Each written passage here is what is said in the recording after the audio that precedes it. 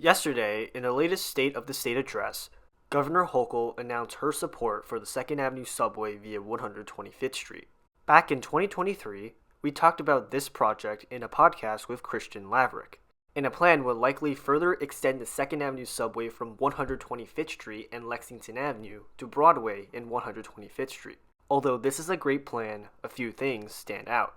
1. Hochul is funding a feasibility study, meaning that we won't get a verdict yet. But judging by what the MTA has said about this project in a 20 years needs assessment, it will probably go through. 2. The cost at $8.1 billion surpasses that of even Phase 2 of the 2nd Avenue subway. Look, there's going to be deep bore involved, and yes, there is a fault line nearby that is going to complicate things. But $8 billion for a mile of rail is still insane. Here's an idea to reduce that cost. Combine it with Phase 2. In construction, you save money in the long run by continuously building because if you stop and start, you are losing a ton of knowledge on how to build. But even so, $8.1 billion is still an insane figure. There needs to be some serious introspection on what is going on. There's more I want to say about the project, but Kristian Laverick already has done a great piece on Van Schnuckenragen's blog, so go check that out after this video. The link is in the description.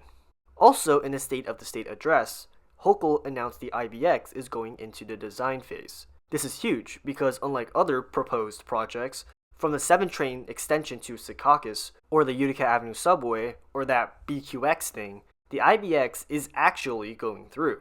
And the IBX is long overdue. Now, there are a few things I am worried about, like street running is still baked into the design, and stations being placed way too far from existing stations. But the MTA hopes that the engineering challenges will be resolved this year. So we might get a verdict on street running in the finalization of stations. And unlike other projects, I am cautiously optimistic that the MTA will get the project done. The MTA, unlike other projects, has actually surprised me with the speed they are going through with the IBX. The IBX is objectively a good project, and another Brooklyn-Queens connector is long overdue. Finally, while I was editing the video, another derailment happened, and unfortunately, we have to leave on a negative note.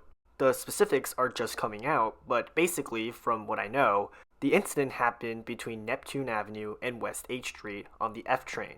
Thankfully, no one was injured, but knowing the derailment came less than a week after the 1 train derailment at 96th Street, there needs to be some serious investigation of what is going on. If there are 2 derailments happening in less than a week, then the system is definitely in trouble. And with that, this marks the end of this video. What are your thoughts on the current transit news? Let me know in the comments below. And with that, I will see you in the next video.